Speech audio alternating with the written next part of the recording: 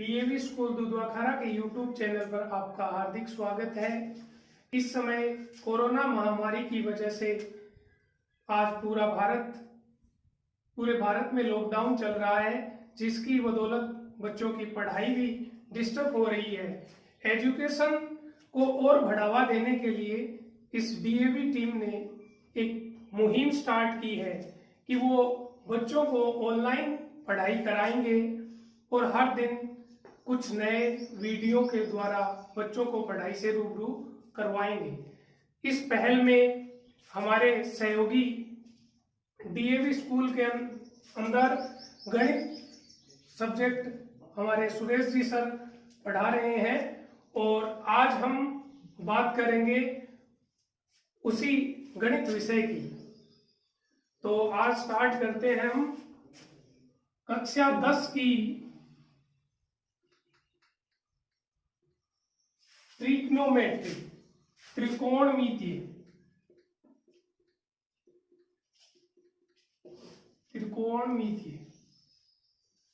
तो विद्यार्थियों, कक्षा 10 में त्रिकोणमितीय नाम की प्रश्नावली है, जिससे संबंधित 3 प्रश्नावलियां हैं। प्रश्नावली संख्या 6, 7 और 8 तीनों बोर्ड परीक्षा में 10 अंक की आएंगी, जिसमें अलग अलग तरीके के क्वेश्चन होंगे। कोई 6 नंबर का क्वेश्चन होगा, कोई 3 नंबर का, कोई 1 नंबर का, इस तरीके से। ये त्रिकोणमितीय है जो चीज है, ट्रिग्नोमेट्री। एक तो इसमें त्रिकोणमितीय अनुपात नाम से एक प्रश्नावली है और 7 नंबर प्रश्नावली है, वो है त्रिकोणमितीय सर्वसमीकरण। त्रिकोणमितीय सर्वसमीकरण और एक है ऊंचाई और दूरी से संबंधित, ऊंचाई एवं दूरी, जिसमें उन्नयन अवनमन के बारे में बताया हुआ है।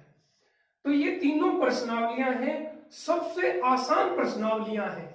लेकिन ये आसान प्रश्नावलियां कब हैं? जब हम इन प्रश्नावलियों को पढ़ते समय अपना ध्यान इसके ऊपर कॉन्सेंट्रेट रखें, तो वो चीज इतनी आसान लगेगी कि आप एक दिन में पढ़ने के बाद में कभी भूलोगे नहीं। तो आज इसको याद करने के लिए बहुत अच्छे ट्रिक हैं, वो मैं आपको बताता हूं। आज स्टार्ट करते हैं हम त्रिकोणमितीय अनुपात, जो 6 नंबर प्रश्नावली है उसको। तो त्रिकोणमितीय प्रश्नावली, त्रिकोण, त्रि का अर्थ होता है प्यारे बच्चों 3, और कोण का अर्थ आप सभी जानते हैं। जब कोई भी एक सरल रेखा जहां से मुड़ती है, चाहे वो किधर भी मुड़े, वहां जो जो एंगल बनेगा उसको कोण कहते हैं। त्रि का 3, कोण का अर्थ कोण, और मितीय का अर्थ होता है प्यारे बच्चों मापन। यानी ऐसा सिस्टम जिसमें हम 3 कोणों को मापेंगे। वो किस तरीके से मापेंगे, किस तरीके से उनके बीच में क्या संबंध है, वो चीज हम इस त्रिकोणमितीय अनुपात के द्वारा सीखेंगे। तो प्यारे बच्चों, इस त्रिकोणमितीय प्रश्नावली में कुछ फलन होते हैं जिन्हें हम बोलते हैं त्रिकोणमितीय प्रश्नावली है। कब? जब हमें त्रिकोणमितीय फलनों के नाम अंगुली पे याद हो जाए। जैसे कि पहले होता है साइन थीटा, फिर cos theta, tan theta, cot theta, sec theta और कोसेक थीटा। तो मेरे प्यारे विद्यार्थियों, इन 6 नाम को आपको याद करने हैं। ये नाम याद हुए तो ये प्रश्नावली सबसे आसान हो जाएगी। साइन थीटा ये चीज है, ये उल्टी होती है कोसेक की, यानी ऊपर वाला नीचे वाले का उल्टा होता है। उल्टे का अर्थ होता है कोई भी चीज उसके बट्टा में आनी, यानी साइन का उल्टा कौन है? कोसेक। तो क्या लिखेंगे? 1/, कोसेक थीटा। ये साइन कोसेक का उल्टा हो गया, तो कोसेक भी साइन का उल्टा होगा, तो फिर क्या होगा 1/sin थीटा। 1/sin थीटा को हम क्या लिख सकते हैं कोसेक थीटा, और 1/कोसेक थीटा को क्या लिख सकते हैं हम साइन थीटा। इस तरीके से ये दो सूत्र ऑटोमेटिक आ गए।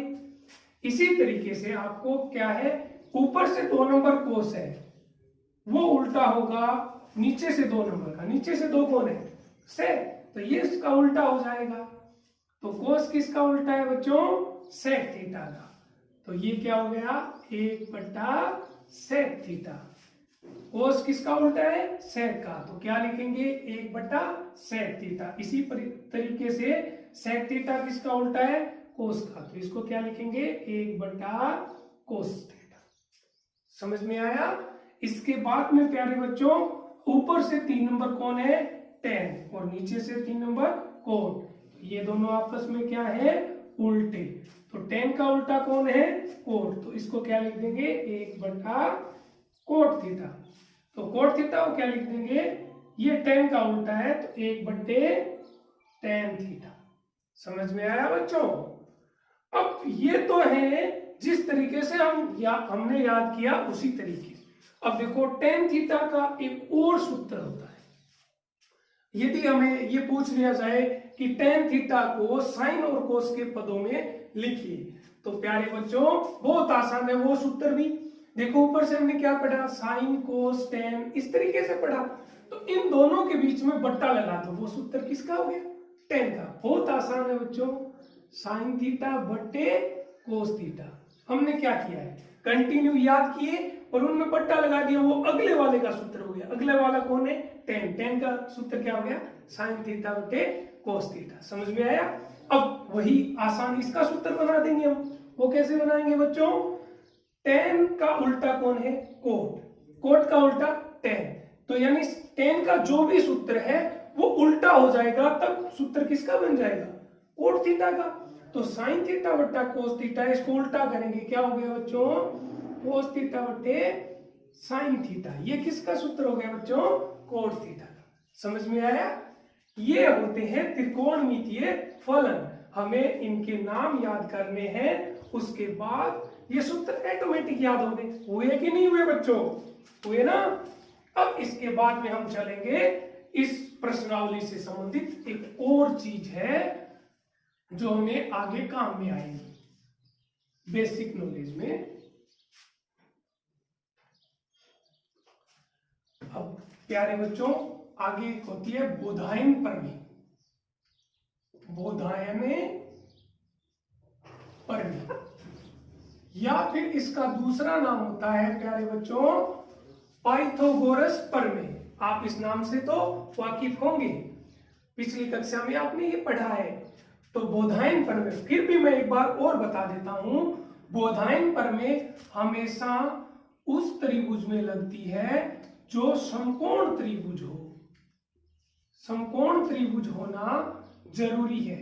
तो मेरे प्यारे बच्चों समकोण त्रिभुज का अर्थ क्या है, समकोण का अर्थ होता है कि कम से कम एक कोण 90 डिग्री का हो, और त्रि का अर्थ आपको पता है 3, और भुजा का अर्थ भुज का अर्थ पता है भुजा, यानी 3 भुजा हो और उनमें से एक कोण 90 डिग्री का हो, वो कहलाता है समकोण त्रिभुज। जैसे कि बच्चों ये एक त्रिभुज है जिसका हम नाम देते हैं ए बी और ए सी। तो प्यारे बच्चों इसमें एक कोण 90 डिग्री का होना जरूरी है।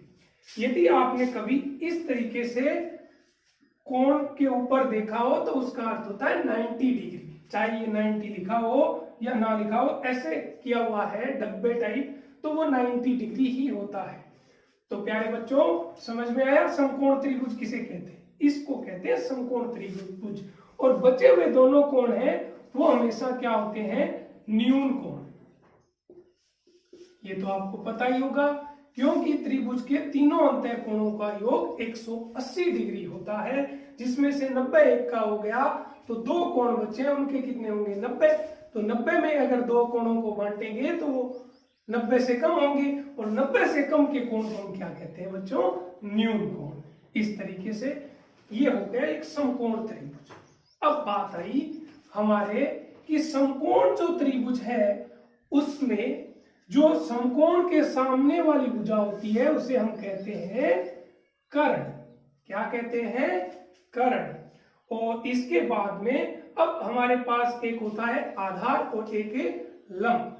तो अब आधार किसको लें और लंब किसको लें, तो उसमें ये दिक्कत आएगी आपको, ये ध्यान में रखनी है बच्चों, इसमें कंफ्यूज नहीं होना है कि यदि हमने यहां पे कोई थीटा लिखा है, इस कोण की यदि हम चर्चा करेंगे तो प्यारे बच्चों जिस कोण की चर्चा करेंगे उसका जो बेस है उसको हम हमेशा क्या मानेंगे? आधार। और आधार के सामने वाली भुजा एक और जो बच गई उसको क्या कहेंगे हम? लंब। ये होगी लंब भुजा। तो प्यारे बच्चों जब ये कोण लिया है तब ये स्थिति है, जैसे कि इसी तरीके से ये कोण ना लेकर ये कोण यदि हम लेंगे, जैसे एक और डायग्राम के द्वारा आप देखिएगा, यदि ये ए है, ये बी है और ये सी है, ये समकोण है, समकोण के सामने वाली भुजा क्या होगी? कर्ण। और अब यदि ये कोण हम काम में लेंगे, यहां मान लिया हमने कोण फाई, तो अब इस कोण की चर्चा करेंगे तो इसका आधार ये हो गया प्यारे बच्चों, और जो बची हुई भुजा है वो क्या होगी? लंब। तो आपको समझ में आ गया होगा बच्चों, ये होता है एक समकोण त्रिभुज। अब ये बोधायन प्रमेय क्या कहती है वो सुनो, ये हमारे लिए इंपॉर्टेंट है, ये तो बेसिक नॉलेज था बच्चों। तो बोधायन प्रमेय में क्या होता है बच्चों? बोधायन प्रमेय ये कहती है कि यदि कोई समकोण त्रिभुज जिसमें समकोण के सामने वाली भुजा पर बना वर्ग, यानी समकोण त्रिभुज के सामने की भुजा क्या है बच्चों? कर्ण। तो कर्ण का वर्ग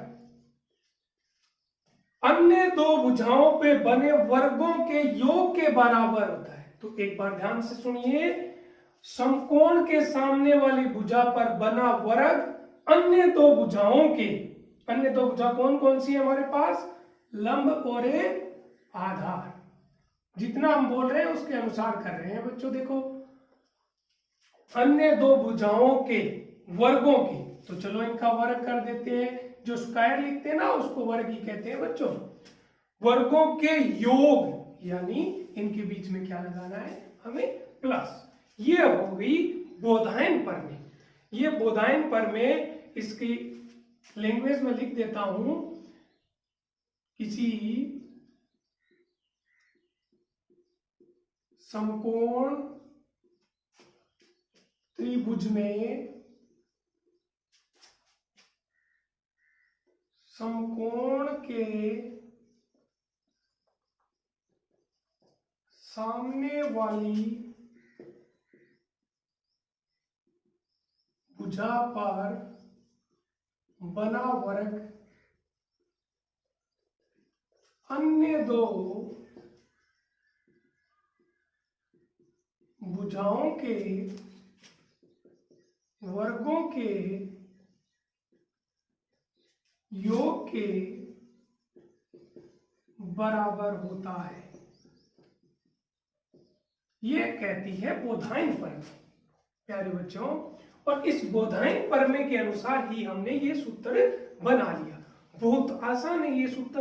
अब ये एक सूत्र हमने इस परिभाषा से बनाया और इससे हम 9 नए सूत्र तैयार कर देंगे, 6। तो बच्चों इसमें क्या है, ये कर्ण सुकाय है। यदि हमें केवल और केवल कर्ण ज्ञात करना हो तो बच्चों इस सुकाय को, वर्ग को हटाना पड़ेगा। ये जब हटेगा तो आगे जितनी भी संख्या है बराबर से आगे उसके ऊपर रूट आ जाता है बच्चों। तो हमें कर्ण यदि निकालना है तो इसका सूत्र क्या बन गया बच्चों? आगे लंब का स्क्वायर प्लस आधार का स्क्वायर, ये चीज तो है ही, और इसके ऊपर क्या लग जाएगा बच्चों? रूट। ये हो गया 2 नंबर सूत्र। अब इसी सूत्र से, ये मेन सूत्र है, ये है जो सूत्र मेन सूत्र है, इस सूत्र से हम अब निकाल लेंगे लंब का स्क्वायर का मान। देखो बच्चों, लंब स्क्वायर के प्लस में आधार स्क्वायर है, इस चीज को हम पक्षांतरण कर देंगे। तो पक्षांतरण का अर्थ होता है कोई भी चीज को बराबर से दूसरी साइड में ले जाना। यदि यहाँ प्लस का चिन्ह है तो इधर आके माइनस का हो जाएगा, इधर माइनस का है तो इधर आके प्लस का हो जाएगा। तो इस सूत्र पे ध्यान दो और हमें निकालना है अब बच्चों लंब स्क्वायर। तो बच्चों लंब स्क्वायर निकालना है तो आधार स्क्वायर जो प्लस का है वो इधर आगे क्या हो जाएगा माइनस का। इधर पहले से क्या पढ़ा है बच्चों, कर्ण का स्क्वायर, और माइनस ये इधर आ गया, क्या हो गया आधार स्क्वायर। तो प्यारे बच्चों अब ये तो हमने निकाला है लंब, अब लंब का स्क्वायर। यदि लंब निकालना हो तो वैसे ही बच्चों ऊपर हमने सीखा है स्क्वायर हो तो इसको हटाएंगे तो आगे क्या हो जाएगा रूट। तो कर्ण स्क्वायर माइनस आधार स्क्वायर, ये ऐसे क्या ऐसा और ऊपर रूट। अब बच्चों समझ में आया आपको, ये तो हमने निकाल लिया लंब का मान। इसी तरीके से हम निकालेंगे अब आधार का मान। तो आधार का निकालेंगे तो इसके ये चीज प्लस में, इधर आके क्या हो जाएगी बच्चों माइनस में। तो आधार का स्क्वायर बराबर ये इधर क्या है कर्ण का स्क्वायर माइनस लंब इधर आया किस चीज का हो गया माइनस का, तो लंब स्क्वायर। ये सूत्र हो गया आधार स्क्वायर का। यदि हमें केवल आधार निकालना हो तो इस स्क्वायर को हटा देंगे और आगे क्या हो जाएगा बच्चों रूट। तो रूट में कर्ण का स्क्वायर माइनस लंब का स्क्वायर। अब देखो ये बच्चों कितने आसान है, केवल और केवल हमें पक्षांतरण का नियम आना चाहिए। उसके बाद हमने ये 6 सूत्र ज्ञात कर लिए अपने आप, ये आपने ही प्राप्त किए बच्चों। तो इसी तरीके से ये त्रिकोणमितीय प्रश्नावली का बेस था जो हमने आज पढ़ लिया है समकोण त्रिभुज के द्वारा भी। तो अब इसके बाद हम आगे चलते हैं प्यारे बच्चों।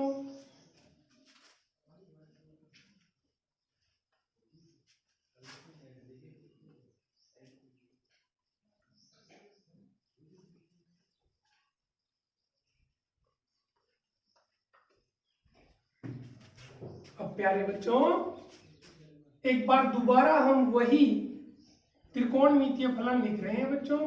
Sine theta, cos theta, tan theta, cot theta, sec theta और कोसेक थीटा। वही बात प्यारे बच्चों, अब इनके एक और नए सूत्र निकालेंगे जो बोधायन प्रमेय से रिलेटिव है। और वही सूत्र बहुत आसान है, आप बहुत आसानी से निकाल सकते हो। बस एक बात याद रखनी है, लाल बट्टे कक्का। क्या याद रखना है बच्चों, लाल बट्टा कक्का। अब लाल बट्टा कक्का से हम इन सभी के 6 सूत्र निकाल देंगे। देखो साइन है, पहले वाला जो डब्बा मैं बना रहा हूं ये वाला डब्बा, ये डब्बा किसका सूत्र है साइन का। एल का अर्थ क्या होता है बच्चों लंब, और के का अर्थ क्या है बच्चों कर्ण। अब देखो कितना आसान है, हमने यहां से इस डब्बे में से लिखा है एल का अर्थ लंब और बट्टा की जगह बट्टा और के की जगह कर्ण। तो ये सूत्र किसका बन गया बच्चों साइन थीटा का। अब इसी तरीके से कोस थीटा का, ये आगे वाला डब्बा है ना, ये आगे वाला आधार बट्टे कर्ण, आधार बट्टे कर्ण, ये किसका सूत्र हो गया बच्चों कोस थीटा का। कंटिन्यू चल रहे हैं बच्चों। अब इसके बाद में देखो 3 नंबर, ये जो चीज है ये 3 नंबर डब्बा एल बट्टा ए। एल का अर्थ क्या हो गया बच्चों लंब, बट्टा ए का अर्थ क्या हो गया बच्चों आधार। ये देखो कितना आसान है बच्चों, समझ में आया बच्चों। साइन का इस लाल बट्टा कक्का से हमने 3 सूत्र निकाल लिए। अब बात है कि आगे वाले सूत्र कैसे निकाले। तो आपको पता है बच्चों, हमने अभी अभी सीखा है कि कोट है वो किसका उल्टा होता है बच्चों टेन का उल्टा होता है। यानी ये लंब बट्टा आधार है तो इसका उल्टा करेंगे तो आधार ऊपर चला जाएगा और लंब बच्चों क्या होगा नीचे आ जाएगा। कितना आसान है बच्चों, आपने निकाल लिया ना। बहुत आसान है बच्चों, आधार बटा लंब। अब इसी तरीके से हम सेक का निकाल सकते हैं ना बच्चों। सेक किसका उल्टा होता है? कोस का। तो कोस का उल्टा होगा, ये आधार बटा कर्ण है तो उसका उल्टा करेंगे, कर्ण ऊपर और आधार नीचे, तो कर्ण बटे आधार। ये लो, इसका भी निकाल दिया ना। अब इसके बाद वही बात, कोसेक किसका उल्टा होता है बच्चों? साइन का। तो साइन का उल्टा होता है, तो साइन का सूत्र क्या है? लंब बटे कर्ण। तो इसका उल्टा करेंगे, क्या होगा बच्चों? कर्ण बटे लंब। समझ में आया बच्चों? देखो कितने आसान है, हमने 6 सूत्र और निकाल लिए और बस केवल इतना याद रखना था, लाल बट्टा कक्का, और उससे हमने 6 सूत्र नए स्थापित कर दिए। अब प्यारे बच्चों ये चीज समझ में आ गई ना। अब इसके बाद में हम एक नई सारणी, ये बच्चों क्या चल रहा है? बेस चल रहा है। हमने शायद पिछली कक्षाओं में भी इसके बारे में हमने चर्चा की है और आपको याद भी है बच्चों। अब इसके बाद में हम बात करेंगे बच्चों कि ये त्रिकोणमितीय जो फलन है उनमें जो कोण है उन अलग अलग कोणों के कैसे मान ज्ञात कर सकते हैं बच्चों।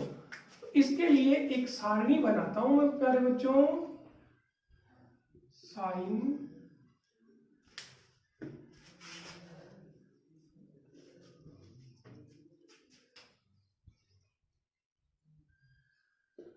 Sine theta, cos theta, tan theta, cot theta, sec theta, cosec theta. प्यारे बच्चों बहुत आसान सारणी है ये, केवल ध्यान आपको इधर करना है।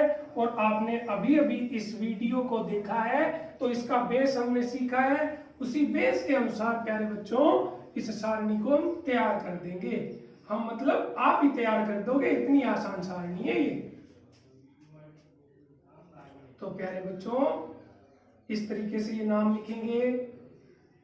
ये जो लिख रखे हैं इन्हें बोलते हैं त्रिकोणमितीय अनुपात।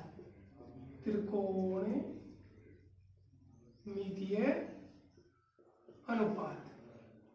और प्यारे बच्चों इधर जो चीज लिखेंगे वो लिखेंगे कोणों का मान, यानी कोण या डिग्री या रेडियन। ठीक है प्यारे बच्चों। तो एक तो 0 डिग्री का मान निकालेंगे, एक हम 30 डिग्री का मान निकालेंगे इस सारणी के द्वारा, एक हम 45 डिग्री का कोण निकालेंगे बच्चों, और एक 60 डिग्री का कोण मान निकालेंगे बच्चों, और एक 90 डिग्री का। और बहुत आसान है बच्चों। आप कहोगे कि ये सबसे आसान प्रश्नावली है।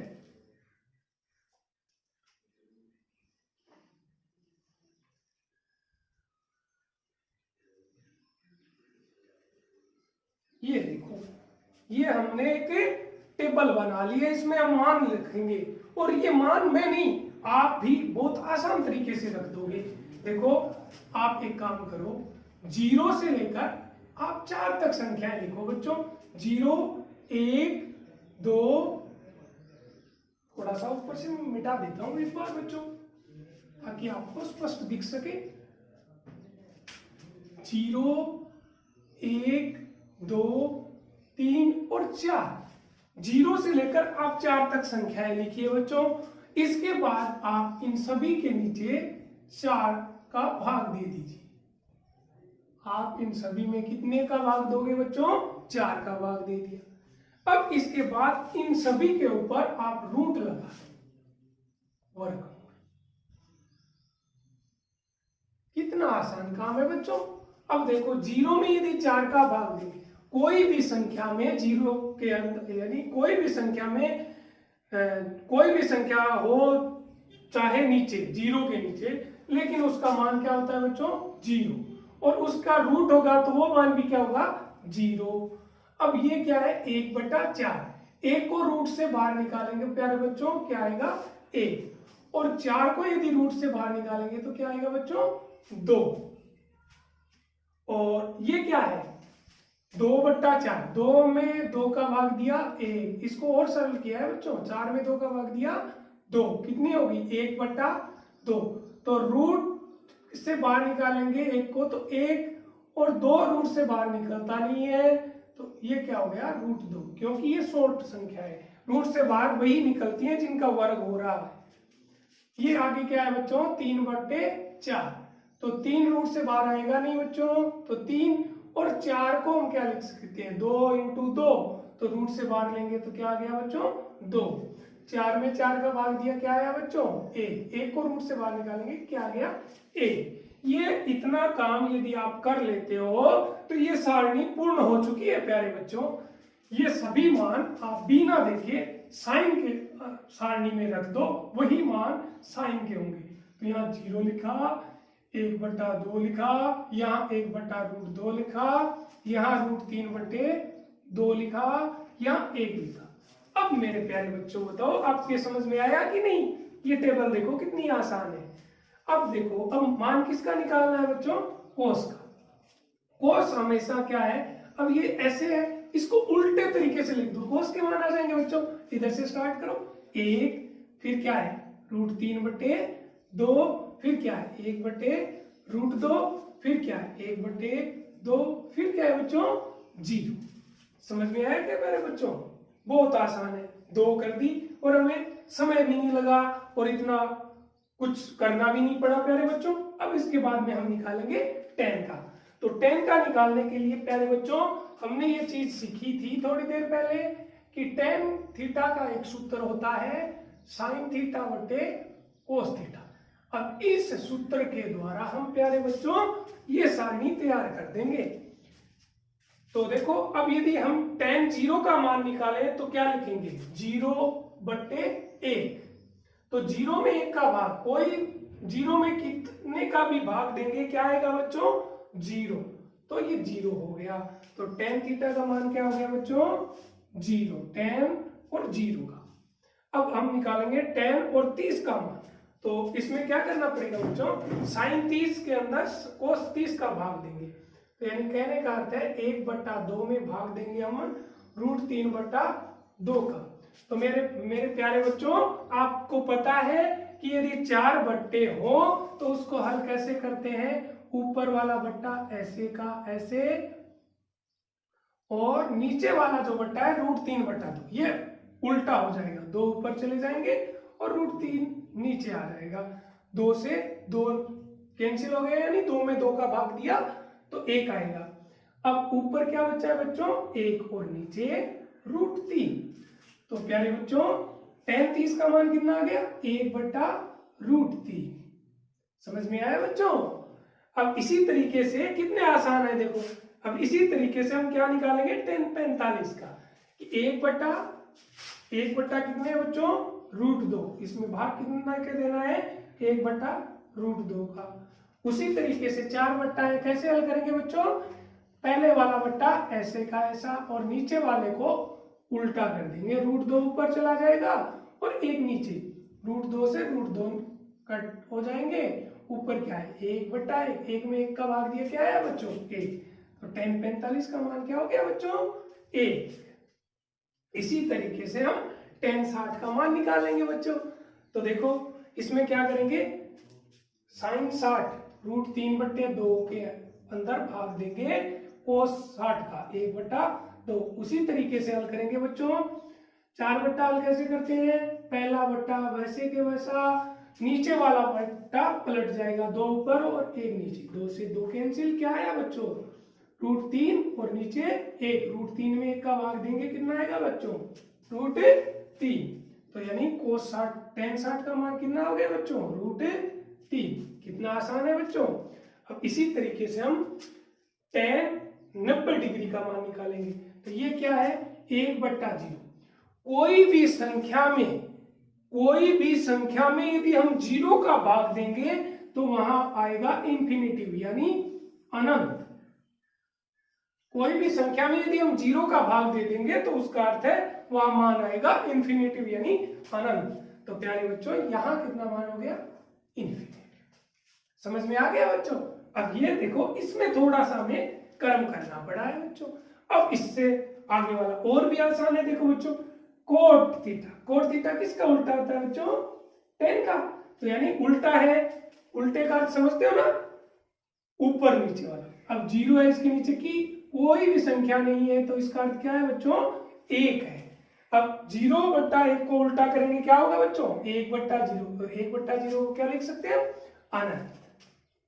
एक तो इस तरीके से निकाल सकते हैं मान, और दूसरा ये तरीका है प्यारे बच्चों, जिस तरीके से साइन कोस का, साइन का लिखा, कोस का उधर से स्टार्ट किया, उसी तरीके से कोट का भी इधर से स्टार्ट करेंगे।